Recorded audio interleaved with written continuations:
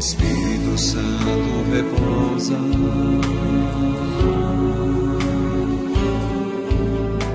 Espírito Santo repousa. Nós estamos agora no período da Páscoa, né?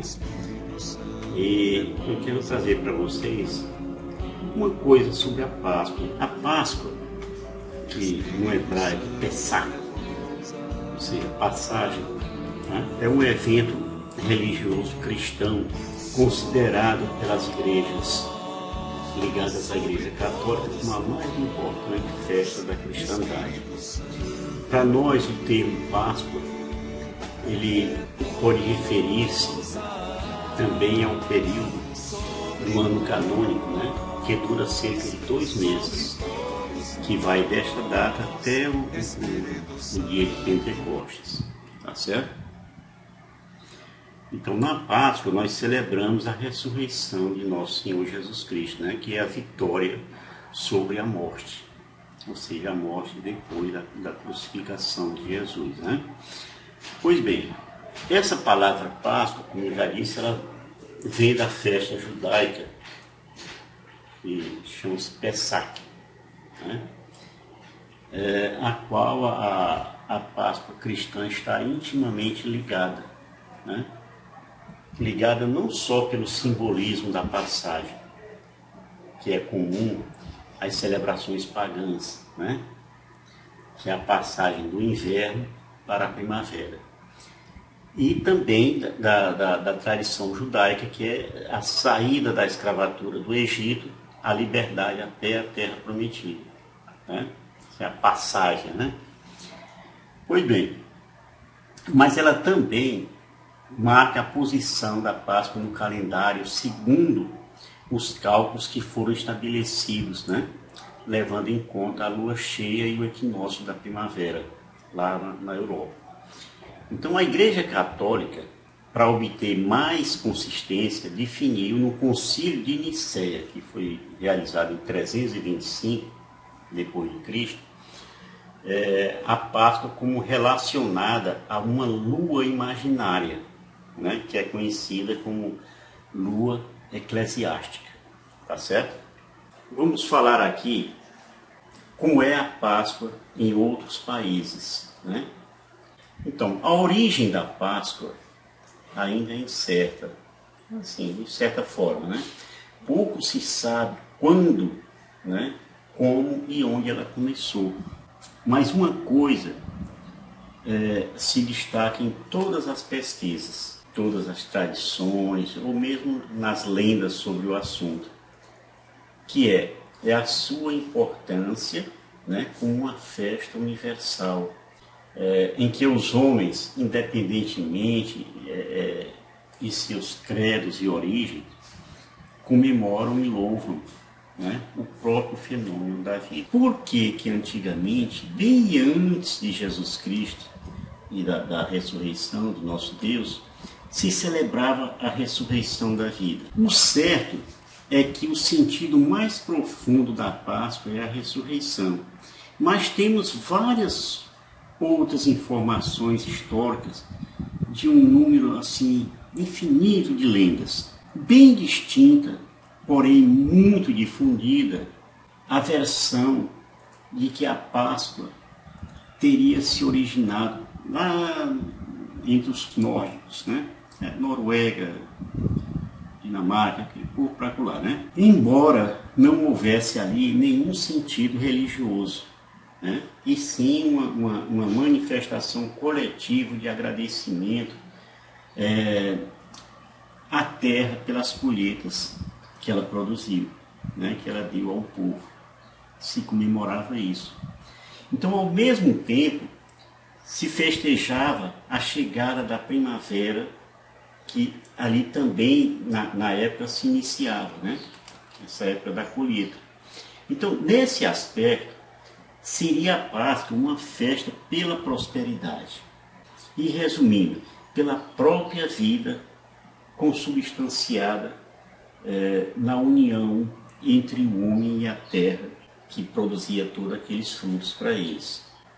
Os chineses, por sua vez, eles comemoravam a Páscoa há mais de 2000 anos antes de Jesus Cristo, com uma festa que se pronunciava a primavera. Aliás, vem dos chineses o costume de dar ovos como presente de Páscoa, né? O que significava o quê? A renovação da vida.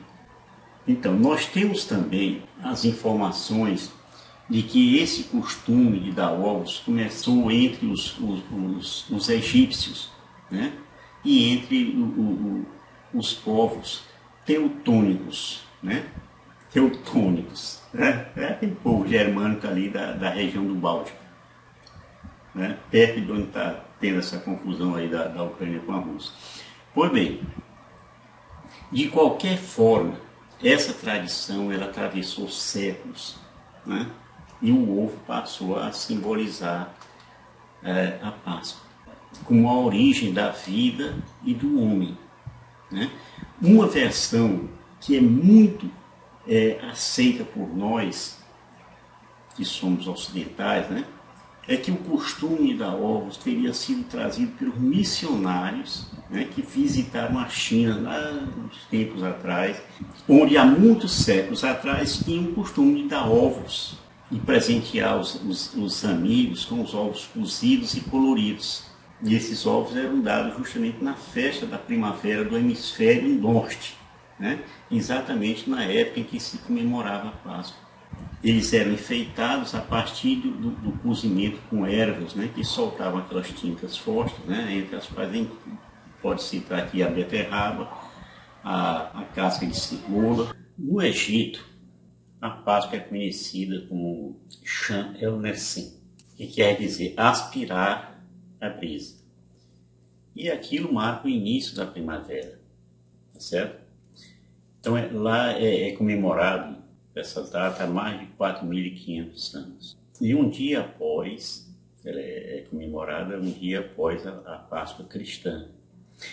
Então, neste dia, lá para eles, de manhã logo, eles costumam sair de casa para aspirar o ar, ou seja, para respirar o ar puro, né? Um ar renovado, como me dizem, né? Que eles acreditam ter um efeito benéfico, certo? Então, muitos vão para o campo, né, para áreas mais verdes, e outros passeiam de barco, assim vai, né? Então, aqueles que não podem, ou que não conseguem sair da capital do Egito, Cairo, né, eles se espremem nas poucas áreas verdes que tem na cidade. E como é que seria a Páscoa na Suécia? Tá? Então, na Suécia, os rituais são bem parecidos com os nossos, né? Incluindo ali o Domingo de Ramos, que marca a entrada triunfal de Jesus em Jerusalém. E recebido ali tudo com palmeiras, né? Com ramos de palmeiras. Como a gente faz aqui também, né? Então, existe a superstição também de que as bruxas ficam especialmente poderosas nessa semana, né? Semana da Páscoa. Então, nas terças-feiras da Semana Santa, elas voam em suas vassouras para se juntar ao demônio, num lugar que eles chamam de Blácula, né? Tá bom? Para que as vassouras das bruxas voem, elas são molhadas com uma porção secreta, né? Que, segundo a lenda, eles colocam essa porção nas vassouras, aí conseguem voar. E elas se reúnem, todas elas, né, nas torres das igrejas, né? E aí, a partir de lá, elas seguem junto até esse local lá que eu falei agora há pouco, Blácula, né? Também aproveitam para raspar, né, algum metal dos sinos das igrejas, porque eles acreditam que esses metais seriam usados nessas poções mágicas que eles colocam nas vassouras, né? As crianças suecas, elas costumam se vestir de bruxas, né? Como no Dia das Bruxas lá que acontece nos Estados Unidos, né? Questão do Halloween. E nesse momento eles levam pequenos cartões decorados, que chamam de Estes Letters, né? Para mandar para as pessoas. E como é que seria a Páscoa na Índia? Pois bem, lá na Índia se acredita que a gansa, né, que tem o nome de Hansa, Hansa quer dizer sopro, espírito do sopro divino. Dizem que essa gansa, ela chocou o ovo cósmico, né, na superfície das águas primordiais, aquelas águas lá que viram no livro de Gênesis, no começo do livro de Gênesis, né? E depois daí foi dividido em duas partes. Aí o ovo teria dado origem ao céu e à terra. É o que se acredita lá na Índia. Então, simbolicamente, é possível o céu como uma parte leve do ovo, que seria a clara, né? E a terra seria como a gema, né? Que é a parte mais densa. Então, o mito do ovo cósmico, ele aparece também nas tradições chinesas. Antes do surgimento do mundo, para os chineses, quando tudo ainda era um caos, a gente vê também em Gênesis, um ovo semelhante ao da galinha se abriu, né? E de seus elementos, que é a clara e a gema, surgiu a terra, sendo a gema, né? Que chamam de Yin, e da sua parte mais leve, que é a impura, né? Que é a clara, nasceu o céu, que chama de Yang. O negócio é assim mesmo. Mas vamos falar aqui da Páscoa dos hebreus. Então, para eles, né, os eventos da Páscoa teriam ocorrido durante o Pessach, né? Esse Pessach é a data em que Pessach quer dizer passagem. É a data em que os judeus comemoram a libertação, né, e a fuga do seu povo lá do Egito, né? Mas vamos aprofundar um pouco mais nessa história. Moisés, antes de lançar a última das 10 pragas sobre o faraó e o Egito, ele ordenou que cada família hebreia tomasse um cordeiro ou um cabrito e sacrificasse esse animal no 14º dia do mês de Nissan. Então, o sangue do animal deveria ser posto sobre as 2 ombreiras e as vergas das portas, né, de cada casa. Está em Êxodo 12, no versículo 7. Então, nesse dia, na véspera da execução da última praga, que foi aquela que matou o filho do faraó, deveriam todos eles comer a carne assada do cordeiro que eles tinham separado, com os pães ázimos ou azedos, né? Juntamente com as ervas amargas, como tinha instruído Deus a Moisés, para dizer ao povo, sem deixar nada. Ali não podia escapar nada. Certo? Tanto é que, se uma família fosse pequena, tinha que convidar pessoas próximas para comer, porque não podia sobrar nada. Então, com isso, a festa ela tomava um sentido de libertação daquilo que eles tinham passado, que passou para ser uma nova era para o povo hebreu. Então, vamos falar aqui também da Páscoa a partir de Nosso Senhor Jesus Cristo. Então, a última ceia partilhada por Jesus e os discípulos, ela é considerada geralmente um seder do Pessach. Esse seder é uma refeição ritual, né, que acompanha a festividade judaica. Até hoje eles fazem isso, certo? E chamam desse nome, seder. Mas a verdadeira novidade é o Cristo que veio ao mundo, né, que viveu conosco, que morreu, que ressuscitou, né, e pegando-se para sempre presente né, o seu espírito vivificador. Somente nele é que podemos tornar-nos novos.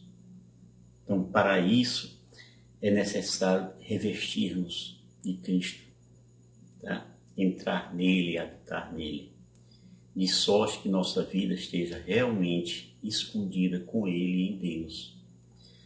É o que diz a Bíblia em Colossenses: porque estáis mortos e a vossa vida está escondida com Cristo em Deus. Quando Cristo, vossa vida, aparecer, então também vós aparecereis com ele na glória. Colossenses 3, no versículo 3 e 4. Qual a origem do ovo da Páscoa? Uns pagãos, o céu e a terra são formados pelas duas metades do ovo. Como eu já falei agora há pouco, né? Tem na Índia, tem na China, certo? Agora, falando dos persas, eles creem, Pérsia hoje é o atual Irã, certo? Eles creem que a terra surgiu de um ovo gigante. Então, os cristãos primitivos da Mesopotâmia, eles foram os primeiros a usar os ovos coloridos na Páscoa. No Antigo Egito e na Pérsia, os ovos eram pintados em tons primaveris, né? Ou seja, aquele tom renovador da primavera, a efusão de flores. As primeiras cestas de Páscoa, elas se assemelhavam aos ninhos de pássaros, né? Isso aí justamente em honra da deusa chamada Eostre, certo? Que é chamada a deusa da primavera, que ela assim descreve a direção do nascente para o leste, tá certo? Daí a palavra Esther. Já na Grã-Bretanha havia o costume de escrever mensagens, né, e datas nos ovos. Então a tradição dos ovos decorados chegou na Europa na Idade Média e levada por quem? Pelo rei Luís VII, né? Quando ele retornou da Segunda Cruzada, né? Em 1176, e foi recebido com festas, vinho, mel, doces e ovos coloridos. No século XVIII, a Igreja oficialmente adotou o ovo como símbolo da ressurreição de Cristo. Século XVIII, 1700 e pouco, tá? E justamente aí santificando um costume originalmente pagão, né? Porque antes a igreja não tinha notado isso, era coisa dos pagãos.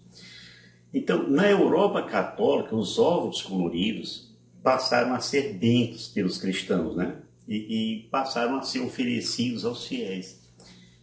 Então, por fim, surgiram os ovos de chocolate, né? E os primeiros ovos que eram feitos de chocolate escuro, né? Aquele mais puro, né? Eram também recheados. Dentro dele tinha uns recheios. Então, a evolução rápida, né, e o refinamento atingiram o auge na fabricação dos ovos já em 1830 e 1840. Ou seja, quase 200 anos atrás. Tá certo? E por fim, eu queria que a gente sempre fala nele, né, qual é a origem do coelhinho da Páscoa, né? Por que o coelho da Páscoa? E por que o coelho entrou nessa história da Páscoa? O coelho, apesar de ser um mamífero, né, e por conseguinte ele não ia botar ovo nunca, assumiu o papel de produtor e entregador de ovos de Páscoa. E isso aí se deu devido à notória capacidade de reprodução dos coelhos, né? O coelho, para se reproduzir, é ligeiro demais. E ali passou a ser usado como um símbolo de fertilidade, né? Isso aí remonta àqueles antigos costumes que se tinha de dizer que a Páscoa era a colheita, né? Era quando começava a colheita, né? Por isso o coelhinho entrou nessa história aí com a questão da fertilidade. Então a tradição do coelho da Páscoa ela foi trazida para a América, né? América do Norte, depois a América do Sul, pelos imigrantes alemães, né? Isso aí em meados de 1700. Então, é isso, meu irmão. Eu espero que tenha passado um pouco, que seja essa comemoração da Páscoa para vocês, né? Não só a questão da religião católica, mas também como é que isso é visto no mundo, tá certo? Feliz Páscoa para todos. Shalom. Sobre nós, sobre todos nós, Espírito Santo.